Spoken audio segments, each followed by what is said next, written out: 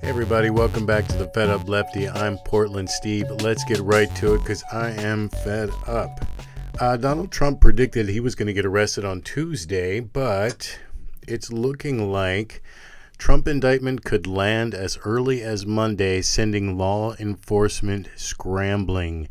The article goes on. The New York law enforcement officials are meeting at NYPD headquarters in Lower Manhattan on Monday afternoon to plan for a possible indictment of former President Donald Trump on charges stemming from payments to a porn star, a person involved in the planning, told Politico. An indictment by a grand jury is expected by late Monday or Wednesday, according to three people involved in the deliberations. Now, he had predicted Tuesday, so I almost wonder if he's getting punked or they're trolling him by delaying it till Wednesday just so that he won't be right. But it could come as early as tonight. Okay, so if you were facing indictment charges this evening, the thing that you would do is attack your enemies, of course. So that's what Donald Trump is doing. Ron DeSanctimonious will probably find out about false accusations and fake stories sometime in the future, as he gets older, wiser, and better known, when he's unfairly and illegally, he loves to over-enunciate the E, illegally, attacked by a woman, even classmates that are underage, or possibly a man. We don't know, right? We don't know. I'm sure he will want to fight these misfits just like I do. Okay? Okay, just like I do. Okay? Oh, it's all deflection. It's don't pay any attention to the news that I'm going to be indicted tonight. Pay attention to the fact that I'm attacking Ron DeSantis. Nothing wrong. It's like the dog in hell meme. Everything's fine here.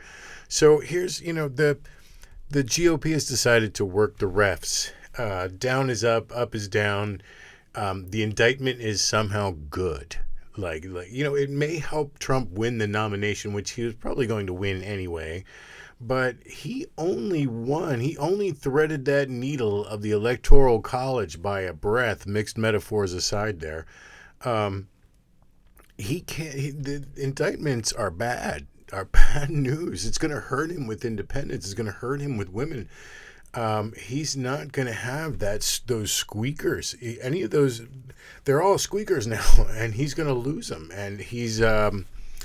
don't believe the hype of, the indictment and getting arrested is good news for him. No, it's not. He can only thread that Electoral College needle. He can't win the popular vote overall. Okay, so, but it's still not stopping. This is MSNBC from carrying this narrative. It's like, we're not allowed to be happy for 1 minute. We all wanted Trump to be indicted for so long, but we're not allowed to be happy for 1 minute. It's like, nope, now that he's indicted, now here you can't be happy because now you got to worry about this. So let's take a look. Here's the clip. From Florida, David Jolly. So Ryan, how are Republican lawmakers reacting here to the news of a potential indictment? Well, it certainly seems they have their talking points, Lindsay. They are rallying around the former president, Donald Trump, and attacking the Manhattan DA, Alvin Bragg, calling this a potential prosecution politically motivated. Take a listen to just a sample of what Republicans were saying over the weekend. It just feels like a politically charged prosecution here. It just feels like a politically charged. Notice about Mike Pence. Every time he talks, it's his magic words are the American people. Everything is, when the American people walk their dog down the street, the American people like to see people cleaning up after their dog. He tries to cram in as many American peoples, as sincere American peoples as he possibly can. Drives me nuts. I'm fed up. For my part, I just feel like it's just not what the American people want to see. The American people. Democrats hate Trump. There's some Republicans that hate Trump. So guess what? There's a double standard. You can do anything you want to Trump, Everybody's okay with that, but you can't do it to Biden. Oh, what a canard. First of all, Republicans, what is this whole thing with? Guess what? Marjorie Taylor Greene, guess what? What is this like? Oh, I'm owning you by saying. So what was his point? There's Democrats who don't like Trump, and there's Republicans who don't like Trump. So it's a double-tiered standard that doesn't even make any sense. Here's the last one. This looks to me like it's another example of a two-tier system of justice at the DOJ. I mean, this guy just looks like a Mike Judge cartoon kid. I'll take just another example of a two-tier justice system of the DOJ. Like this, I don't know who this pit bull is. They drag him out every chance they get. Okay, the two-tier, they're working the refs. In basketball or professional sports, there's a term called working the refs. There's a big game coming up. Coach gives an interview. Players give an interview. Usually it's the coach because you don't want to make it on a personal level with it. But they'll say, "Oh well, we know that every time we play such and such a team, the refs are always going to give the calls to their superstar so and so." And of course the refs are going to read that, and then the game comes and they're in the play, and so they decide, "Oh, I better go ahead and give this guy the foul or penalize him because I've been called out for it." That's called working the refs. That's what's happening here. They're using this Orwellian doublespeak. Goebbels. It's accuse your enemy of what you yourself is doing. So I showed a little bit of that. There is a two-tier system, but look, here it is. The FBI, the Mar-a-Lago search followed months of resistance and delay by Trump, but it wasn't just delay by Trump. I'm showing you the example of the two-tier system. There is a two-tier system, but it's protecting Trump. It's not against Trump. It's protecting him. So the Mar-a-Lago search, we all know that took years of subpoenas and everything else. Now, part of it was Trump's delay. The other was, boom, FBI resisted searching Trump's Mar-a-Lago for classified documents. The FBI stubbornly pushed back against federal prosecutors' plans to search former President Donald Trump's Mar-a-Lago resort for classified documents.